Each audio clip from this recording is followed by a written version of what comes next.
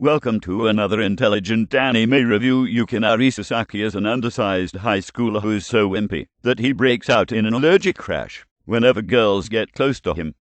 Imagine his surprise, then, when he falls into the bathtub and emerges in another world, next to a very pretty, very naked girl named Miharu who causes him no ill effects. Miharu follows Yukinari back to Earth, but she brings him more pain than pleasure as she struggles to learn the local customs. There's more trouble ahead as Yukinari has to deal with Kairi, the irritable girl next door who keeps finding him and Miharu in compromising positions, and Lisa, a practicing demon summoner who insists that Yukinari is her soulmate. To make matters worse, Lisa's ragingly heterosexual older brother Kazuharu keeps trying to grope Kairi and kidnap Miharu. Could Yukinari's life get any worse? Can anime get any worse? Maybe my opinion of Girls Bravo is a product of that curious American mindset where violence is okay, but sex is not. Maybe the FCC's attempt to moralize entertainment has finally invaded my brain to the point where Girls Bravo looks terrible when it makes attempts at sexual comedy.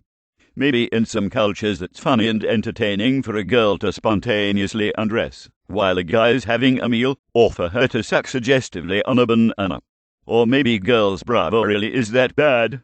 Yeah, both the former and the latter are probably the case, because even most violent series, about 95% of them, serve a moral purpose, while sexual stuff is nothing more than fap fodder, as worthless as the lifeless fanboys who buy and jack off to this repulsive crap. Any series that opens with a naked girl in a steamy bath is a warning sign in itself. It's a banner that says, "Watch out. This show may offend anyone with a healthy and responsible attitude towards the female gender." It wouldn't be the first time in anime history that a spineless everyman has found himself romantically involved with a beautiful alien/goddess/chobbit/whatever. What makes Girls Bravo different is that it pushes the concepts of harem and anime into absurdity.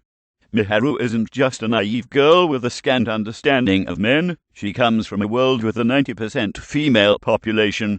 Yukinari isn't just a timid guy who gets awkward around women. He becomes physically ill. Although he starts out as the harem protagonist everyone loves to hate, he's so pathetic that you just start to pity him after a while.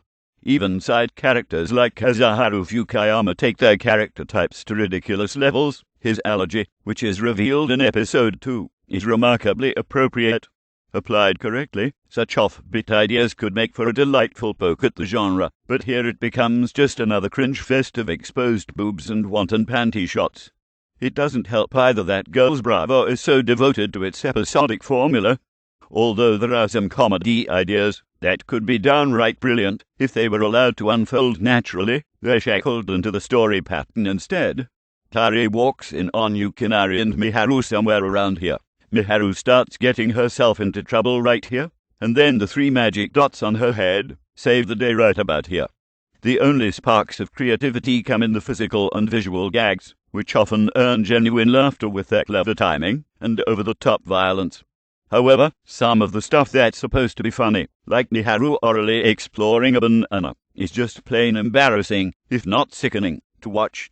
While some harem shows have taken the bishoujo aesthetic to new heights of craftsmanship, Girls Bravo looks plain compared to its genre counterparts. The characters all share the same wide-eyed look and unsophisticated designs, and they're set against flat backgrounds that have no feeling of a modern urban setting. If the measure of a harem show is based on how good the girls look when undressed, well, this one has ways to go before the anatomy gets anywhere near sensuous and appealing.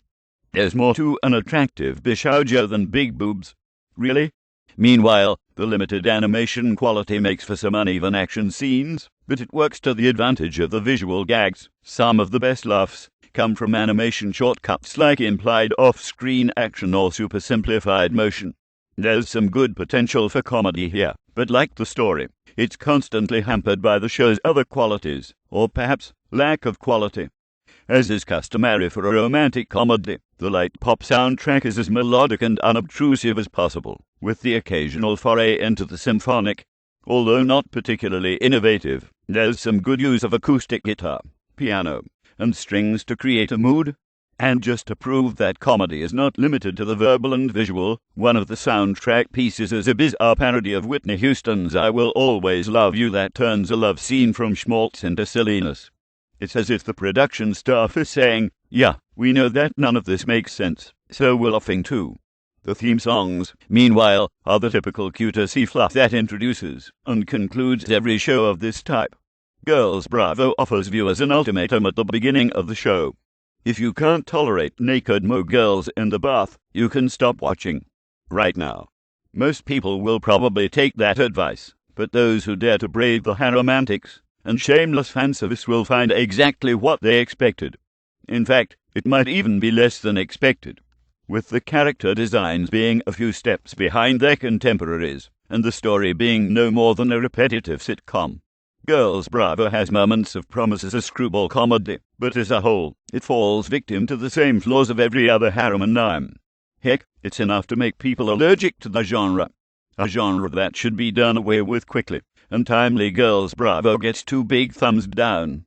Not as bad as Strike Witches, but bad enough. This is one of the anime series that makes me come to work here at Craft, and make me ever more committed to banning this shit.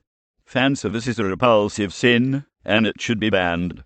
Not only here in America and the West, but in Japan as well. Fan service freaks need to repent. Oh well, let's get to better. This has been another intelligent anime review. Brought to you by CRAF, the Coalition for Responsible Anime Fandom, reminding you that anime is a great art form, but please enjoy anime responsibly. And remember, make anime a part of your life, but don't ever make it your life.